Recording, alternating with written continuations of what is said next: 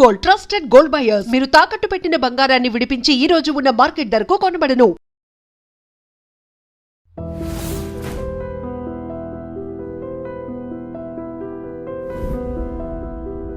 నమస్తే, నేను Kavitha. Welcome to I dream news and నిషాలు. ఫిబ్రవరి 28న ప్రారంభమైనటువంటి యుద్ధం ఈ రోజుకి కరెక్ట్గా 50 రోజులకు చేరుకుంది. బోల్డ్ అంత కన్ఫ్యూజన్ అయితే ఇంకా కొనసాగుతూనే ఉంది. కొన్ని గంటల క్రితం హార్ముజ్ జలసంధి ఓపెన్ అయ్యింది, సీజ్ ఫైర్ కొనసాగుతున్నంతసేపు అని డొనాల్డ్ ట్రంప్ అనౌన్స్ చేశారు. ఆ తర్వాత ఇరాన్తో కలిసి మేము వర్క్ చేస్తాము, సీ మైన్స్ను కూడా మేము ఇరాన్ కలిసి తొలగిస్తున్నాము అనేటువంటి మాటని ఇరాన్ అయితే ఖండించింది. ఇంత కన్ఫ్యూజన్ ఎందుకు కొనసాగుతోంది? నెక్స్ట్ ఏం జరుగుతుంది? ఎవరెవరు ఎలాంటి స్టేట్మెంట్స్ ఇస్తున్నారు, ఎందుకని ఇస్తున్నారు? మనతో పాటుగా ఉన్నారు సీనియర్ జర్నలిస్ట్ సురేష్ కొచాదిల్ గారు. సార్ నమస్తే. సో కరెక్ట్గా 50 days అనేది ఎంటర్ అయింది. ఒక 50 days అనగానే ఒక ల్యాండ్ మార్క్ అనుకుంటాము, లేకుంటే ఒక మెమరబుల్ అనుకుంటాం. బట్ ఈ వార్ అనేది 50 రోజుల్లో బోల్డ్ అంత డెవలప్మెంట్స్ అనేవి చూశారు. ఇవన్నిటి తర్వాత కన్ఫ్యూజన్, ఆ కేఓస్ అంటారు, అది కంటిన్యూ అవుతూనే ఉంది. ఇంకా దీంట్లో 3 సపరేట్ ఇన్స్టెన్సెస్ మనం చూడాల్సి వస్తుంది. ప్లేయర్స్ ఒకటి US Donald Trump, Iran revolutionary guards and speaker foreign minister speaker. ఇటువైపు లెబనీస్ ప్రెసిడెంట్, ఇప్పుడు దాకా ఆయన పేరు కూడా ఎవరికి తెలియదు, సడన్గా ఆయనప్పుడు చాలా ప్రామినెన్స్లో వచ్చేసారు. Then Benjamin Netanyahu. సో మన దగ్గర 3 ప్లేయర్స్ ఉన్నారు. దీనికి లింక్ ఉంది. ఇరాన్ అన్నారు మేము ఈ సీజ్ ఫైర్కి అగ్రీ చేయాలంటే, మీకు గుర్తుంటుంది ఫస్ట్ డే 2 weeks బిఫోర్ వాళ్ళేమన్నారు, అక్కడ ఇది మిగతా చోట్ల కూడా సీజ్ ఫైర్ ఉండాలి, మెయిన్లీ లెబనన్లో. ఇజ్రాయెల్ అదొక ఛాన్స్గా తీసుకొని లాస్ట్ 2 రోజుల ముందు, దట్ ఈస్ సీజ్ ఫైర్ వచ్చే 2 రోజుల ముందు మొత్తం ధ్వంసం చేశారు. ఒకటే రోజులో వాళ్ళు ఆల్మోస్ట్ 10 minutesలో 100 టార్గెట్స్ని కొట్టారు వాళ్ళు సదర్న్ లెబనన్లో. ఇజ్రాయెల్ పాయింట్ ఆఫ్ వ్యూ చాలా క్లియర్. మేము వీళ్ళతో 40 సంవత్సరాల నుంచి పోరాడుతున్నాం, వీళ్ళు ఆయుధాలు కింద పెట్టరు, they will not surrender Hezbollah, మీరేమైనా చేసుకోండి. లెబనీస్ గవర్నమెంట్ వీళ్ళని డిసార్మ్ చేయాలంటున్నారు యుఎస్. ట్రంప్ నిన్న రిపీట్ చేశారు, అది కాదు, ఇట్ విల్ నెవర్, కాలాల్లో కూడా కాదు. జరగబోతుంది ఏంటంటే, కావాలంటే లెబనీస్ గవర్నమెంట్ని కొట్టిపడేస్తారు హెజ్బుల్లా. ఇదే ప్రెసిడెంట్ మాట్లాడుతున్న ఆయన పారిపోతాడు ఆ దేశం నుంచి. అదే టైంలో అటువైపు ఇరాన్ ఏమన్నారంటే, మేము కొన్ని కండిషన్స్కి అగ్రీ అవుతామని పాకిస్తాన్ చెప్పారంట. అది ఏంటని మనకు తెలియదు, కానీ తెలుసు కూడా. ట్రంప్ ఎవ్రీ 10 నిమిషాలకు వచ్చి ఒక ట్వీట్ చేస్తారు, స్ట్రెయిట్ ఆఫ్ హార్మోస్ని స్ట్రెయిట్ ఆఫ్ ఇరాన్ అని చెప్పి నిన్న ట్వీట్ చేశారు. అంటే ఆయన ట్రూత్ సోషల్లో పోస్ట్ చేశారు. దానికన్నా ముందు అన్నారు, ఇరాన్ అన్ని సరెండర్ చేసేస్తున్నారు, వాళ్ళ న్యూక్లియర్ డస్ట్ని మనకి ఇచ్చేస్తున్నారు, మనం యుఎస్కి తీసుకెళ్ళిపోతున్నాం. ఇరాన్ అన్నారు nothing doing, we have not even discuss that అన్నారు. దెన్ అన్నారు, మేము ఈ మైన్స్ ఉంది చూడండి స్ట్రెయిట్ ఆఫ్ హార్మోస్లో, సీ మైన్స్ పెట్టింది. అది 2-3 డిఫరెంట్ టైప్స్ ఆఫ్ మైన్స్ ఉంటుంది. అది మేము ఇరాన్తో కలిపి ఇరానియన్ నేవీతో సహకరించి తీస్తున్నాం సీ నుంచి. ఇరాన్ అన్నారు, ఎవరితో మాట్లాడారు మీరు ఇదంతా? మేమేం మాట్లాడలేదు, అసలు ఆ మైన్స్ ఎక్కడుందో మాకే తెలియదు, మీకెట్లా తెలుసు? దెన్ వీళ్ళు అన్నారు, ఇరాన్ వాళ్ళ న్యూక్లియర్ అంబిషన్స్ గురించి మాట్లాడాం, they will never have a nuclear weapon అన్నారు. దీనికన్నా ముందు 5 సంవత్సరాలు 20 సంవత్సరాలు అని మాట్లాడారు. ఇప్పుడు నెవర్ అంటున్నాడు ట్రంప్.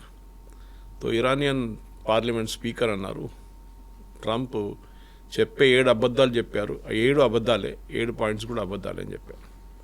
ఇప్పుడు ఎట్లయిపోయిందంటే, బహుశా ఏం జరుగుతుంది, పాకిస్తాన్ వాళ్ళు అసీం మునీర్ అక్కడ ఉన్నారు ఇరాన్లో, ఆయన ఒక్కొక్క పాయింట్ డిస్కస్ చేస్తున్నాడు, ట్రంప్కి ఫోన్ చేసి చెప్తున్నాడు, ట్రంప్ ఇమీడియట్ ట్వీట్ చేసేస్తున్నారు.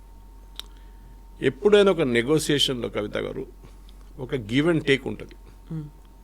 మేము ఇది ఇస్తాం, మీరేమిస్తారు మాకు.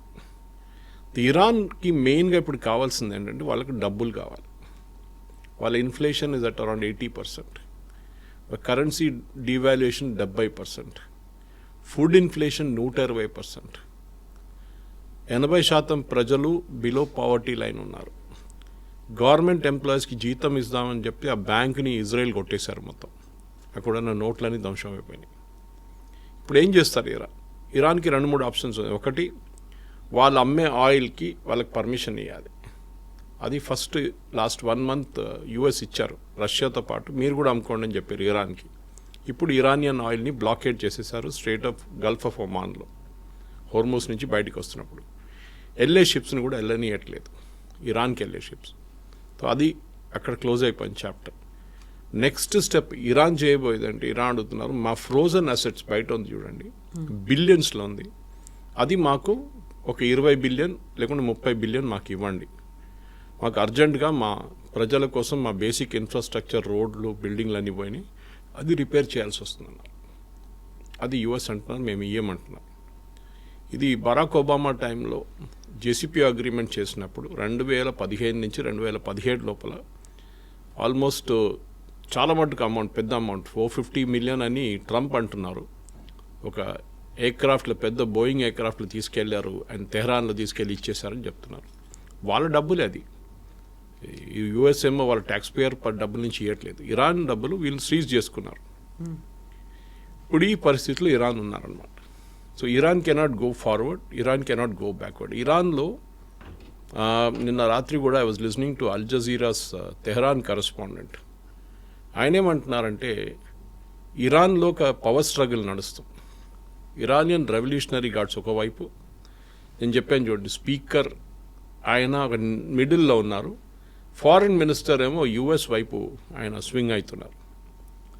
సో బహుశా ఇప్పుడు అసీం మునీర్ మాట్లాడుతుంది ఫారిన్ మినిస్టర్తో మాట్లాడుతున్నారు, కానీ ఆయనకు పవర్ లేదు డిసిషన్ తీసుకోవడానికి. ఏ నిర్ణయం అయినా ఆయన తీసుకోవాలంటే it has to be approved by the supreme leader. ఆ సుప్రీం లీడర్ ఎక్కడ ఉన్నారో తెలియదు, ఎలా ఉన్నాడో కూడా తెలియదు. వీళ్ళ కాన్స్టిట్యూషన్లో అది ఉంది.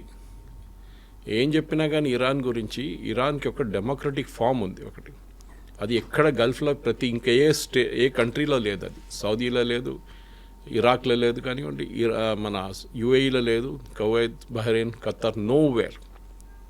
సో ఇప్పుడున్న పరిస్థితుల్లో ఇరాన్లో ఒక స్టేటస్ కో వచ్చేసింది. వీళ్ళు అంటున్నారు మీరు స్టేట్ ఆఫ్ హార్మోస్ ఓపెన్ చేయండి, వాళ్ళు అంటారు మేము ఓపెన్ చేసాం. యుఎస్ అంటున్నారు మేము బ్లాక్ చేసేస్తాం, వీళ్ళు అంటున్నారు ఓకే మేము కూడా బ్లాక్ చేసేస్తాం. ఇటువైపు నుంచి వెళ్ళే షిప్పులు, లడాక్ అని చెప్పి ఒక ఐలాండ్ ఉంది నార్దర్న్ ఈ స్టేట్ ఆఫ్ హార్మోస్లో, it goes like this and then comes like this. Larak అనే island is in the right at the top, Iran దగ్గరకు ఉంటుంది, చిన్న ఐలాండ్ అది. ఆ ఐలాండ్ కంట్రోల్ చేస్తుంది ఐఆర్జీసీ. వాళ్ళు అక్కడ కూర్చొని ఏ షిప్ వెళ్తున్నారు అక్కడిక్కడ చూస్తారు. యూజువలీ షిప్స్ అటువైపు వెళ్ళదు, గల్ఫ్ ఆఫ్ ఒమాన్ దగ్గర వచ్చి ఒక టర్న్ తీసుకుంటారు ఇట్లా. ఇప్పుడు వీళ్ళు అంటారు you have to go like this and come down, which is a round about route. చాలా మటుకు ఎక్స్ట్రా ఒక హాఫ్ అ డే పడుతుంది అంటున్నారు. ఈ పరిస్థితిలో యుఎస్ ఏం చేస్తారని చూడాల్సింది. ఎందుకంటే యుఎస్ ఇప్పుడు కూడా డైరెక్ట్లీ నెగోషియేట్ చేయట్లేదు, they are negotiating through Pakistan. And Pakistan political observers ఏమంటున్నారంటే, వాళ్ళు ట్రంప్ని హ్యాపీ పెట్టుకోవడానికి వాళ్ళు ఓవర్ ప్రామిస్ చేస్తున్నారు. ఇరానియన్స్ ఈ 10 అని చెప్తే వాళ్ళు అక్కడ వెళ్ళి 100 అని చెప్తున్నారు ట్రంప్కి. This is the wrong way of negotiating. Negotiate చేసినప్పుడు ఎప్పుడైనా one of the biggest mistakes US did, ఇది యుద్ధంలో చేసిన అన్నిటికంటే పెద్ద తప్పు ఏంటంటే, నెగోషియేట్ నడిమిట్లో ఉన్న mediator should be a very powerful country. చైనానో రష్యానో ఉండాలి ఇక్కడ. వీరిద్దరే ఇప్పుడు వరల్డ్లో 2 biggest powers. Of course we will not interfere. Jaishankar గారి దగ్గర అడిగితే జయశంకర్ గారు అన్నారు it's too complicated, we will not get into it. Otherwise Oman was also there before, ముందు నుంచి ఉన్నారు. పాకిస్తాన్ లాంటి చాలా ఒక వీక్ కంట్రీని పెట్టినప్పుడు వాళ్ళు ఫుట్బాల్ ఆడుకుంటారు ఇద్దరు కలిసి. బికాస్ ఎకనామిక్లీ వాళ్ళకు పవర్ లేదు, ఫైనాన్షియలీ వాళ్ళకి పవర్ లేదు, మిలిటరీలో వాళ్ళకి పెద్ద రోల్ లేదు. సో యుఎస్ ఏం చెప్తారో అది అసీం మునీర్ వెళ్ళి అక్కడ చెప్తారు, వాళ్ళు ఏం చెప్పారో అసీం మునీర్ వచ్చి యుఎస్కి చెప్తారు. ఇదే ప్లేస్లో మీరు రష్యాని పెట్టండి అక్కడ, హైపాథెటికల్గా రష్యన్ ఎక్కడ పెడితే, రష్యన్ ఫారిన్ మినిస్టర్ పెట్టారనుకోండి, he will speak a very tough language. ఆయనే ఫస్ట్ నెగోషియేట్ చేస్తాడు ఇరాన్తోని. ఇరాన్ అంటారు మీరు ఎదెళ్ళి ట్రంప్కి చెప్పానంటే, ఆయన అంటారు ఎందుకు చెప్పాలి, we can modify it like this no అని చెప్పి అక్కడే నెగోషియేట్ చేస్తారు. అసీం మునీర్ అది చేయలేకపోతున్నారు. హీఈస్ వర్బాటిమ్, అక్కడ ఏం చెప్పారు బెల్ కొట్టి పేపర్ ఇచ్చేస్తే అది తీసి యుఎస్కి పంపిస్తున్నారు అనమాట. This is not the way to negotiate. ఇవాళ కూడా ఐ థింక్ ఇట్ వాజ్ ఏదో ఒక యూఎస్ ఛానల్లో చూసాను, ఎంఎస్ నౌ దాంట్లో చూసాను. వాళ్ళు అన్నారు చాలా క్లియర్గా కామెంటేటర్స్ దట్ నెగోషియేషన్స్ అనేది ఒక టెక్నికల్ టీమ్ చేయాల్సి వస్తుంది ఇక్కడ. ఎగ్జాంపుల్ తీసుకుందాం కవిత గారు, వీళ్ళు న్యూక్లియర్ డస్ట్ తీసుకెళ్తా అన్నారు. Okay, nuclear dust is what? Nuclear dust అనేది వీళ్ళు అప్పుడు జూలైలో ఈ B2 బాంబర్స్ తీసుకొచ్చి బాంబ్ చేసినప్పుడు వీళ్ళ న్యూక్లియర్ అసెట్స్ అంతా కిందకి వెళ్ళిపోయింది. ఓకే, మౌంటైన్ కిందకి వెళ్ళిపోయింది. Now they are not able to recover it. అది రికవర్ చేయాలంటే చాలా కాంప్లికేటెడ్ ఆపరేషన్. అండ్ ఏదేదో మన బీచ్లో ఉన్న శాండ్ తవ్వి తీయడం కాదు. This is a very very complicate, ఎందుకంటే రేడియేషన్ ఉంటుంది. సో అది తీయాలంటే మీకు అంత మట్టుకు టెక్నికల్ ఎక్స్పర్టీస్ ఉండాలి మీ దగ్గర. అది లేదు. ఇది మనం చూడాల్సిందంట. సో మనం మెయిన్గా what we have to US చేయాల్సింది ఏంటంటే వాళ్ళు ఇరాన్ని హెల్ప్ చేస్తాం మేము అది బయటికి తీయడానికి. కానీ ఇరాన్ వీళ్ళని ట్రస్ట్ చేయరు. ఎందుకంటే ఇరాన్ అంటున్నారు అది మా అసెట్, మాకు మా న్యూక్లియర్ ప్లాంట్ ఉంది, అది నడిపించాలి, మాకు కావాలి కదా, మాకు 3.67% మాకు ప్యూరిటీ ఉంటే మేము నడిపించుకోవచ్చాలి. కానీ యూఎస్కి ప్రాబ్లం ఏంటో అది అక్కడ పెట్టి వెళ్తే ప్రాబ్లం. వీళ్ళు మళ్ళీ అది తీసుకొని దాన్ని మాడిఫై చేసి మళ్ళీ ప్యూరిటీ పెంచుతారండి, భయం ఉంది వీళ్ళకి. సో అది అక్కడ ఒక స్టేటస్ కోగా మిగిలిపోయింది. ఇప్పుడు ఆలోచించండి ఎంత డెప్త్కి ఉంది ఈ ప్రాబ్లం అనేది. దెన్ మిసైల్స్ వైపు మనం రాలేదు, ఇంకా డ్రోన్స్ వైపు ఇంకా రాలేదు, అది ఇంకా పెద్ద ప్రాబ్లమ్స్ ఉన్నాయి. మూడవది ఇరానియన్ ప్రాక్సీస్ని సపోర్ట్ చేయకూడదని ట్రంప్ మొన్న ఒక స్టేట్మెంట్ ఇచ్చారు. Iran has given an assurance that they will not support their proxies, Hamas, Houthi, Hezbollah. కానీ ఇరాన్ అంటున్నారు మేము అట్లేం చెప్పలేదే, మేము we will continue to support them. So అక్కడున్న సీజ్ ఫైర్ని తీసుకురావడానికి కారణం ఇరాన్. ట్రంప్ మీద ప్రెషర్ పెట్టారు Iran, saying that you have to do this for us అని. కానీ అది చేసిన తర్వాత కూడా ఇరాన్ అంటున్నారు we will continue supporting Hezbollah. హూతీలు అంత పెద్ద ప్రాబ్లం కాదు, even Hamas is not a big problem. ఈ హెజ్బుల్లా ఇస్ చాలా పెద్ద ప్రాబ్లం. జానథన్ సారెస్ అని చెప్పి ముందు is lieutenant colonel from Israeli army, ఈ వాజ్ అ స్పోక్స్ పర్సన్ ఉండే ఫస్ట్ ఫేజ్లో. ఎప్పుడైనా రిటైర్మెంట్ తీసుకొని ఒక యుఎస్ థింక్ ట్యాంక్ కోసం పనిచేస్తున్నారు.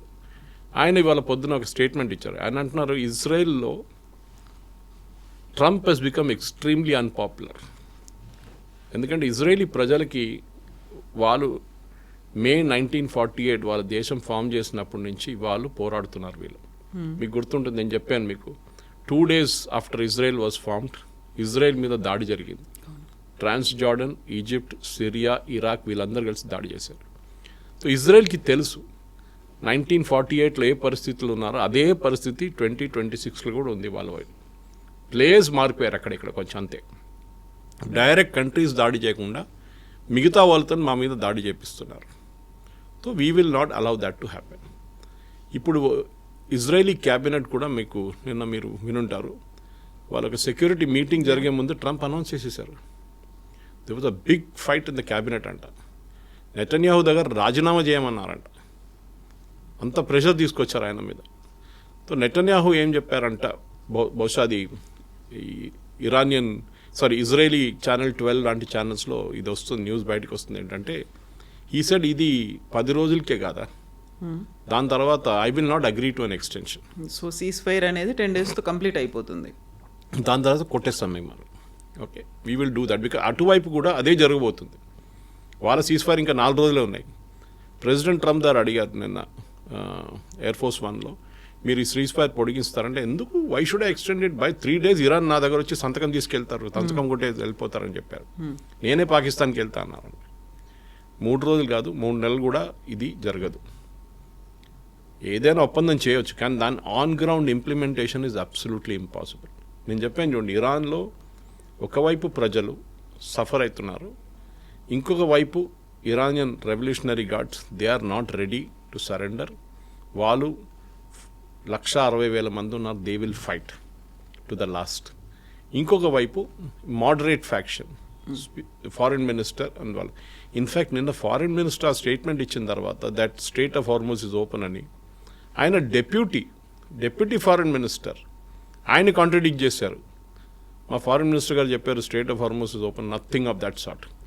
State of Hormuz is open subject to conditions. Which is IRGC చెప్పిన కండిషన్స్ మీరు ఫాలో చేయాల్సిందని చెప్పారు.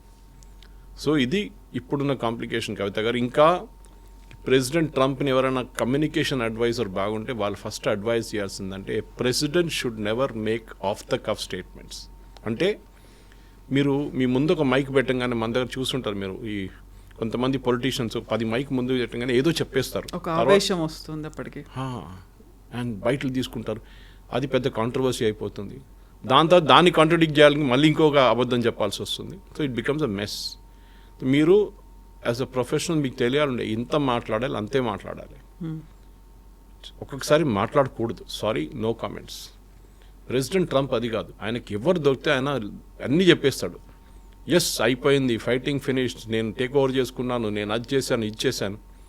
ఇప్పుడు యుఎస్లో ఏం అడుగుతున్నారంటే ఈ పర్టిక్యులర్ డీల్ మీరు ఇప్పుడు సైన్ చేయబోతున్నారు అంటున్నారు చూడండి, దానికన్నా better deal president Obama sign చేశారు 2015లో జేసీపీ అగ్రిమెంట్.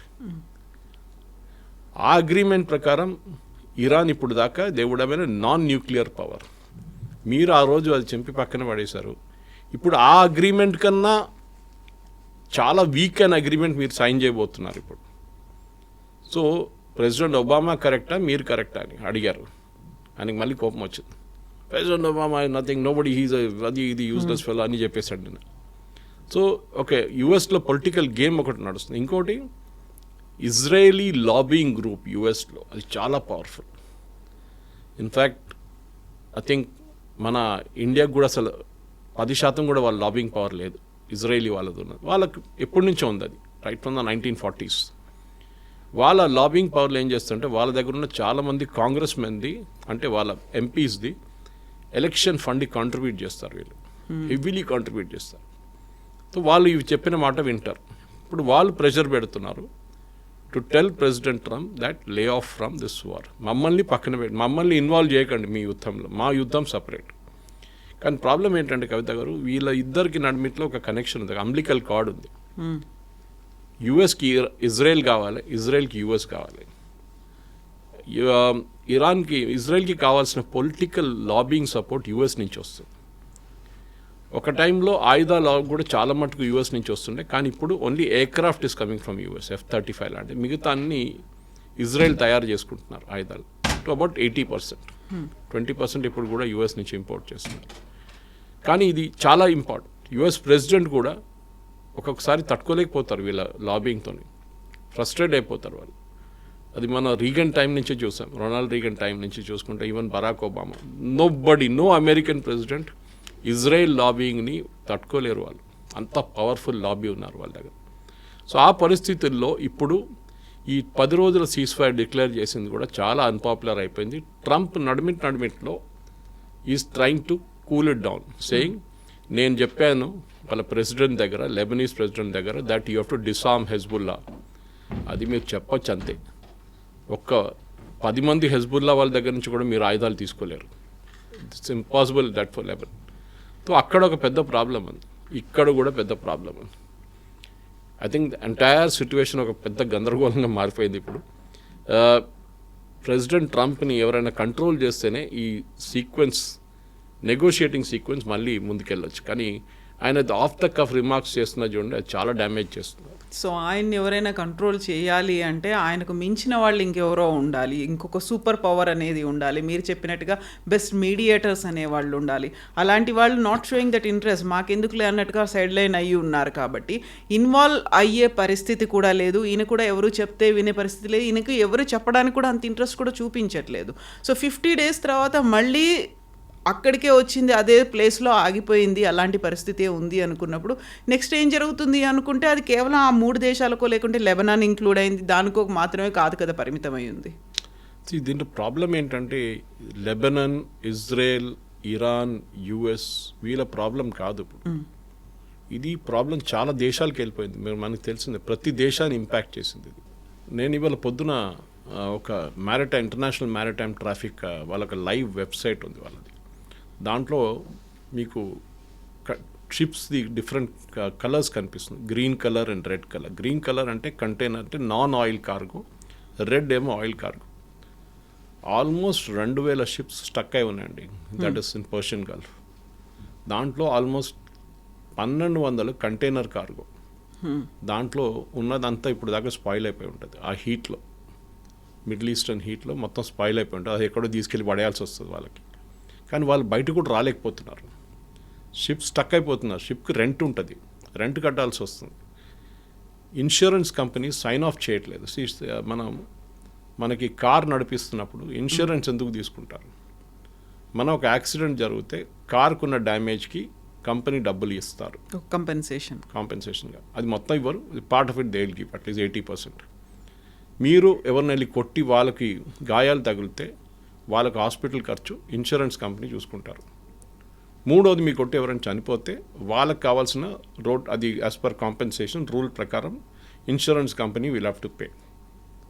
మన దాంట్లో కూడా ఇన్సూరెన్స్ 3-4 టైపులు ఉంటాయి. మెయిన్లీ ఒకటి థర్డ్ పార్టీ ఇన్సూరెన్స్ అంటారు. అంటే మీరు ఎవరైనా కొట్టారు, వాళ్ళకి ఇవ్వాల్సిన డబ్బులు ఇన్సూరెన్స్ కంపెనీ ఇస్తారు, మీ కార్ డ్యామేజ్ వాళ్ళు ఇవ్వరు. ఇంకోటి కాంప్రహెన్సివ్ ఇన్సూరెన్స్ అంటారు. దట్ ఈస్ మీ మొత్తం మీకోసం, మీ పర్సనల్ యాక్సిడెంట్ మీ మీద కూడా జరిగితే, మీ మీద గాయాలు తగిలితే కూడా మీకు కూడా ట్రీట్మెంట్ ఇస్తారు. అదంతా ఒక షిప్స్ కూడా ఇదే. నేను జనరల్ టర్మినాలజీలో చెప్తున్నాను అన్నమాట. ఈ ఇంటర్నేషనల్ కార్గో షిప్ కూడా ఇన్సూరెన్స్ తీసుకుంటారు. ఇప్పుడు వాళ్ళు నార్మల్లీ ఇప్పుడు ఇండియా నుంచి వాళ్ళు ఫర్ ఎగ్జాంపుల్ యూరోప్కి వెళ్తున్నారు, ఇన్సూరెన్స్ అంత ఎక్కువ ఉండదు, బికాస్ కాన్ఫ్లిక్ట్ జోన్స్ చాలా తక్కువ. ఒక యమన్ వైపు హూతీలు ఉన్నారు అంతే, మిగతా అన్నీ కూల్, నో ప్రాబ్లం. కానీ పర్షియన్ గల్ఫ్ నుంచి, స్ట్రేట్ ఆఫ్ హార్మస్ నుంచి గల్ఫ్ ఆఫ్ ఒమాన్ వచ్చే రూట్లో ఇన్సూరెన్స్ ఇప్పుడు చాలా పెరిగిపోయింది.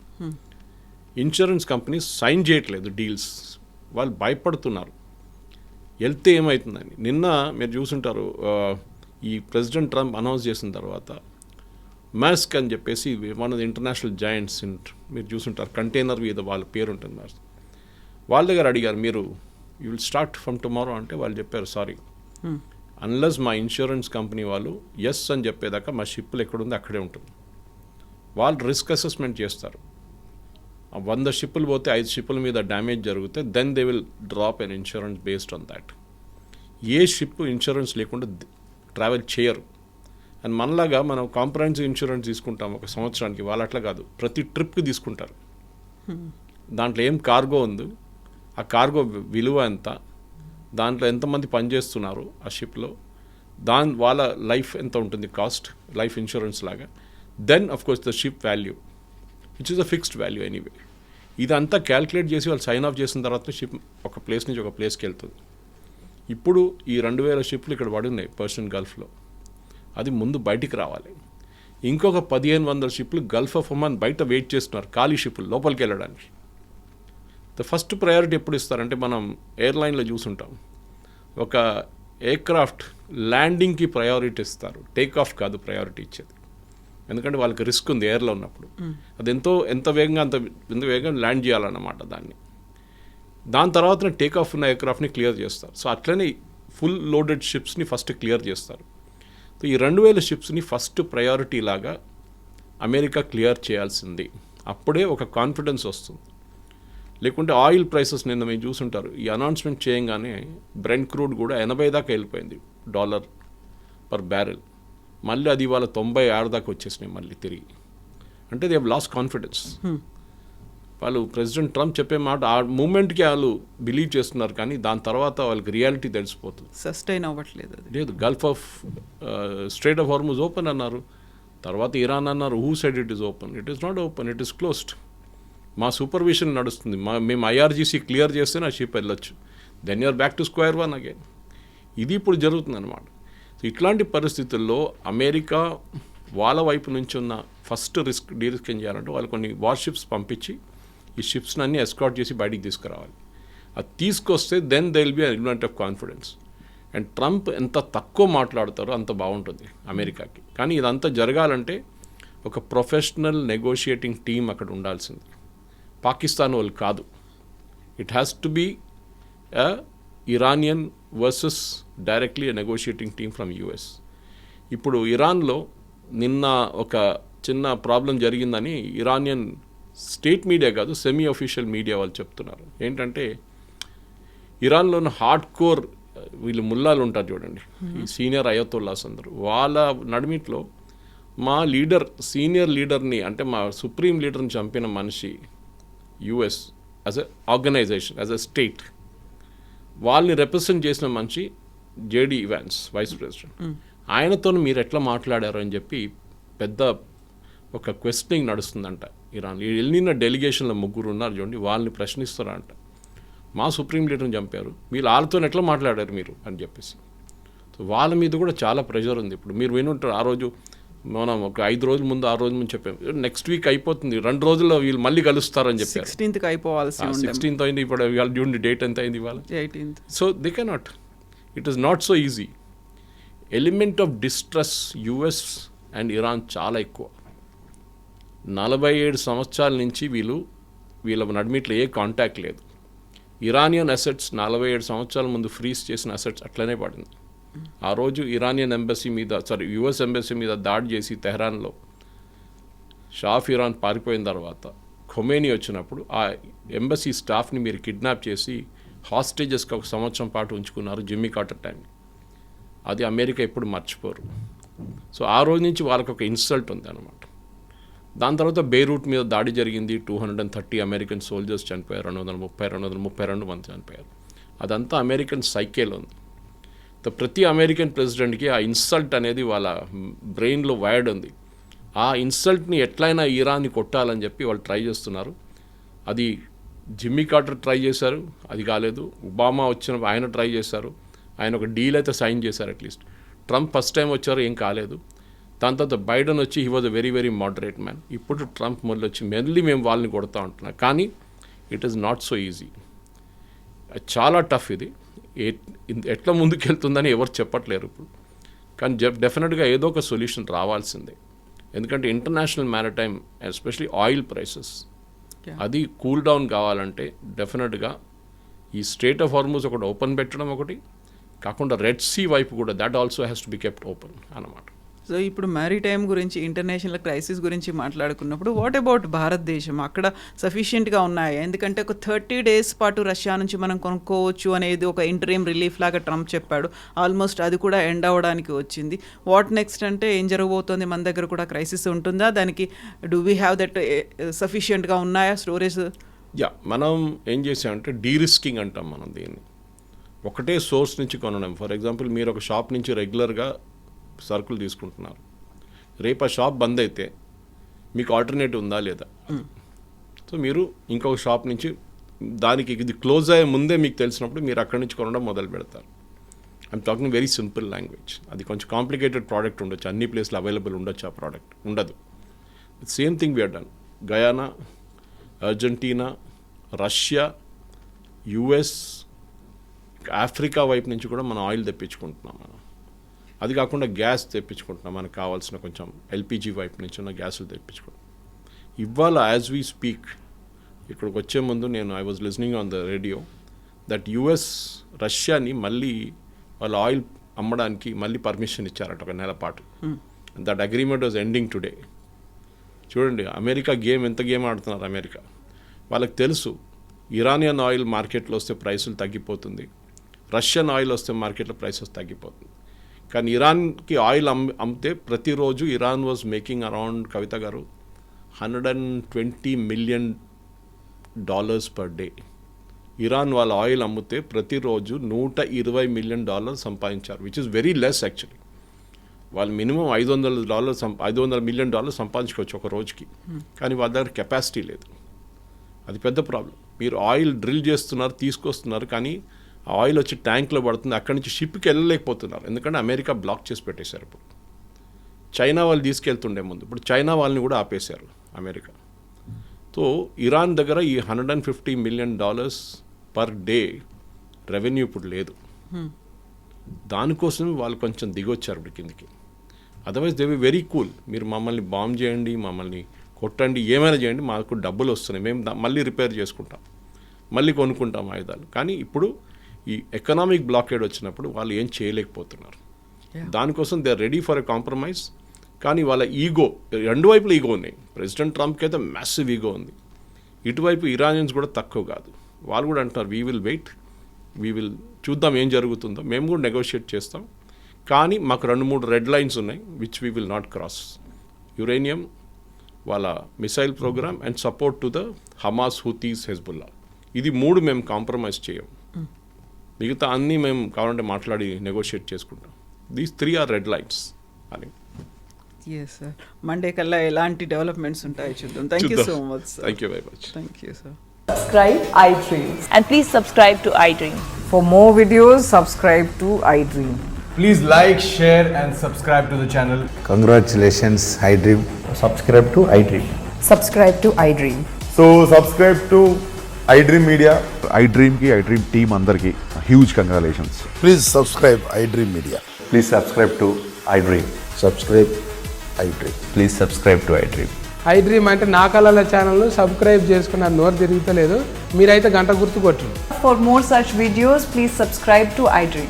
Subscribe to iDream. Please subscribe to iDream. Please subscribe iDream Media. Please do subscribe to iDream. Please subscribe to iDream Media. For best entertainment and information, please subscribe iDream. And don't forget to subscribe to iDream.